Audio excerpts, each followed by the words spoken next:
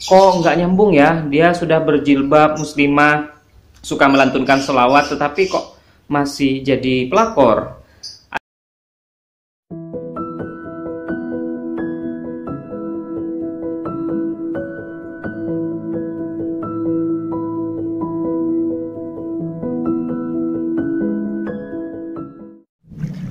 Assalamualaikum warahmatullahi wabarakatuh. Ketemu lagi dengan saya Sofyan Hadi di channel Kopi Sofi, channel yang penuh dengan inspirasi dan kreasi.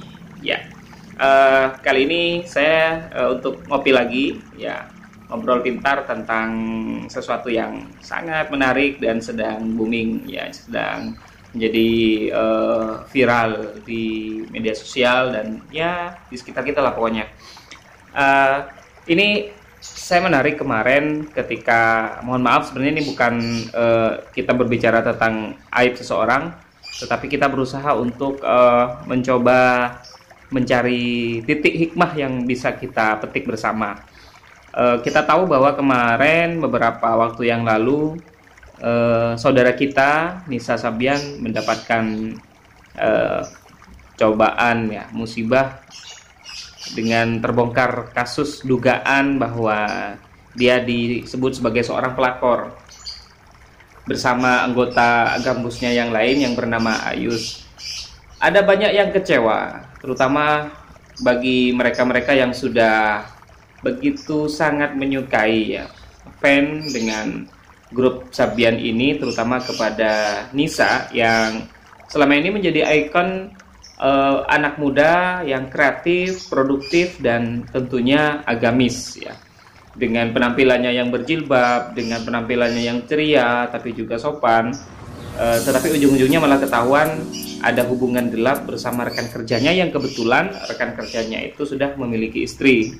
Sehingga si Ayus, ya, rekan kerjanya ini kemudian digugat cerai oleh istrinya. Dan kabarnya ini sudah hubungan mereka sudah diketahui sejak lama, sekitar beberapa tahun yang lalu. Tetapi di sini saya tidak ingin membahas kasus itu karena setiap orang punya kesalahan, ya. Jadi intinya begini, saya tertarik dengan pernyataan netizen yang mengatakan ada yang mengatakan bahwa kok nggak nyambung ya, dia sudah berjilbab, muslimah, suka melantunkan sholawat, tetapi kok masih jadi pelakor. Ada yang menjawab, nggak ada hubungannya tuh antara jilbab, penampilan, dengan tindakan pelakornya, karena antara jilbab dan akhlak itu berbeda. Nah, sebenarnya apa sih definisi dari akhlak, kemudian definisi dari adab? Karena selama ini saya melihat ada banyak perbedaan dan kesalahkaprahan, ya, kesalahkaprahan yang terjadi di masyarakat tentang pengertian adab dan akhlak.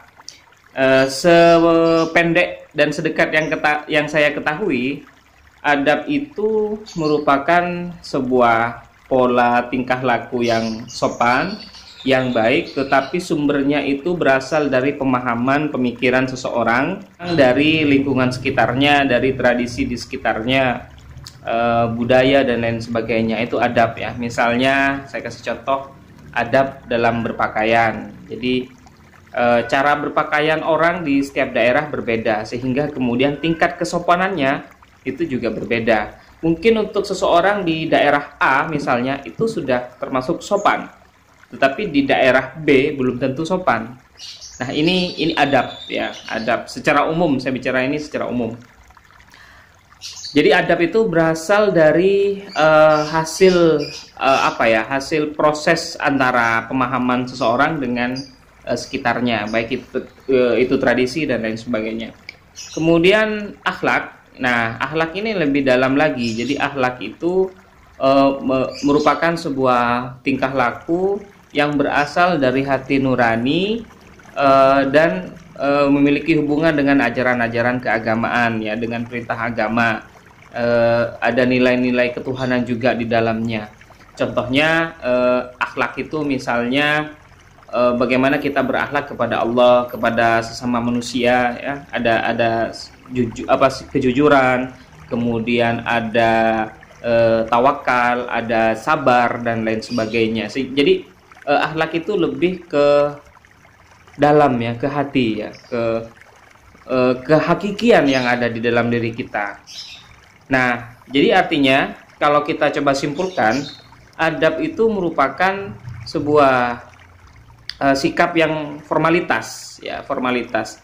Jadi dari berpakaian agamis, ya, pakai cadar, misalnya pakai jilbab, pakai baju koko, tetapi secara hati belum tentu dia baik. Jadi adab itu hanya menjadi sebuah formalitas dari penampilan luar seseorang dan sikap yang terlihat di luar, ya, secara lahiriah.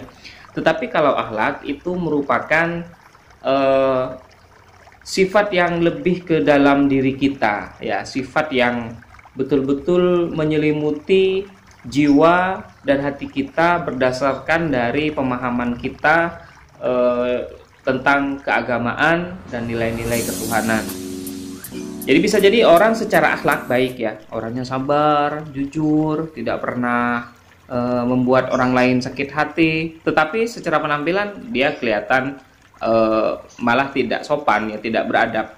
Inilah yang membuat kemudian seringkali terjadi kasus di antara kita, melihat orang-orang di sekitar kita, maksud saya, ada yang kelihatannya anak preman, anak pang, anak jalanan, tetapi mereka memiliki solidaritas yang tinggi, kemudian punya nilai toleransi, punya nilai-nilai kejujuran, dan lain sebagainya. Sementara di sisi lain kita melihat ada orang yang terlihat baik-baik saja, pendiam, tetapi ternyata suka menyakiti orang lain. Kemudian ada hal-hal yang tidak terduga yang tiba-tiba dia lakukan. Nah, ini kemudian yang menurut saya harus kita pahami bersama, bahwa dalam melihat seseorang kita tidak serta-merta hanya menggunakan dengan satu kacamata saja. Misalnya dari adabnya, dari formalitas penampilan dan sikapnya. Kita juga tidak boleh terburu-buru untuk menghakimi seseorang.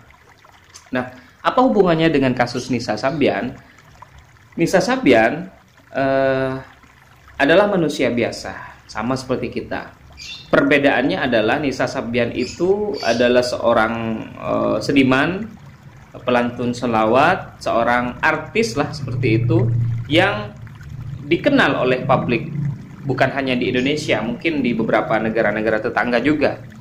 Nah, otomatis ketika menjadi seorang artis, ketika menjadi seorang tokoh publik, maka semua sikap, tingkah laku, dan semua hal tentang kehidupannya akan menjadi sorotan dan perhatian.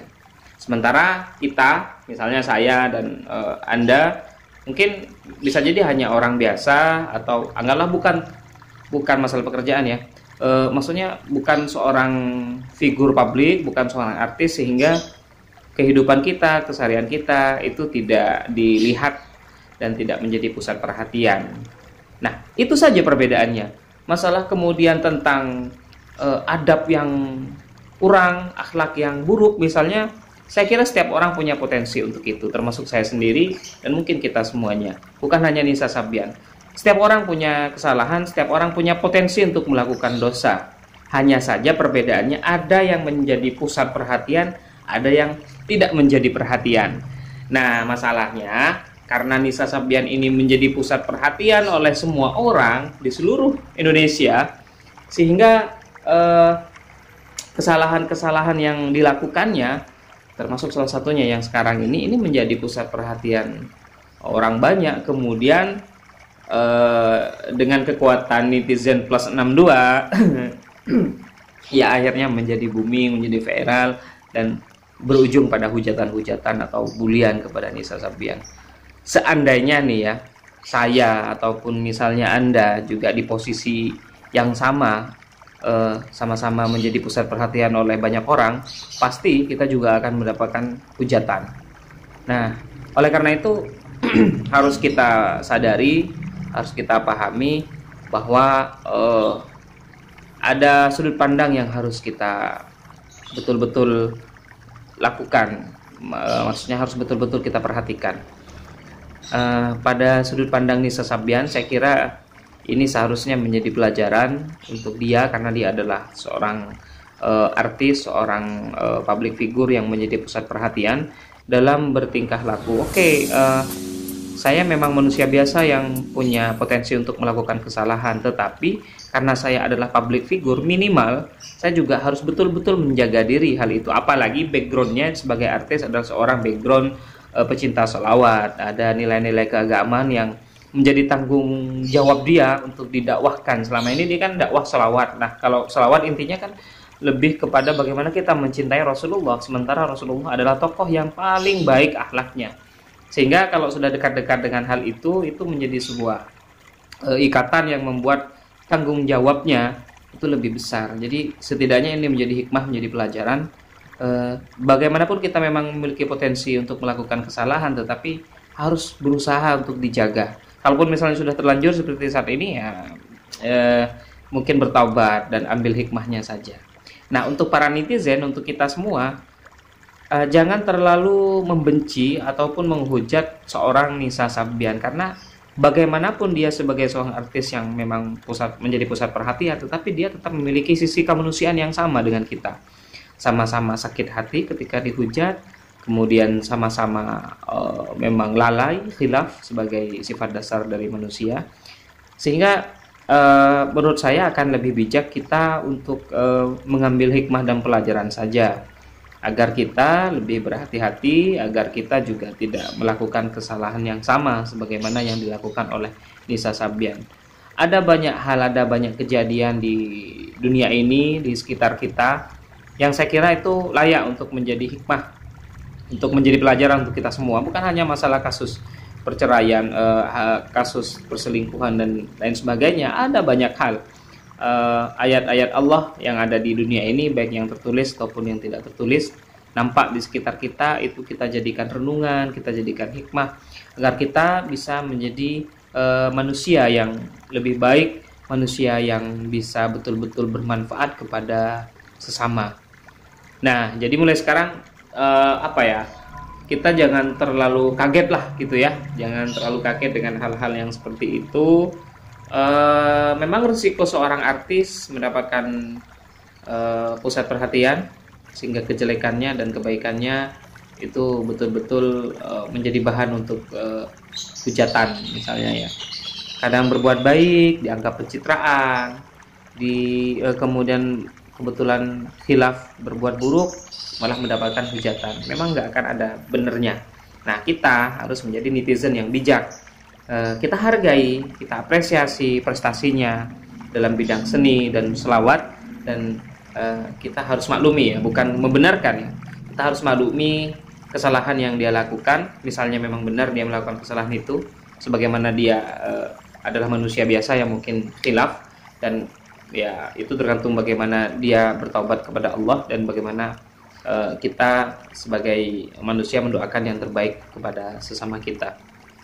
Saya kira itu saja ya pembahasan kali ini. Mohon maaf memang tidak terkonsep, karena konten ngopi itu ngobrol sok pintar sebenarnya. Kita hanya ngobrolin, berpendapat tentang apa yang terjadi, dan mohon maaf kalau misalnya ada kesalahan. Berarti memang hanya sedekat dan sependek itu pengetahuan saya. Saya hanya berusaha untuk menyampaikan apa yang saya ketahui.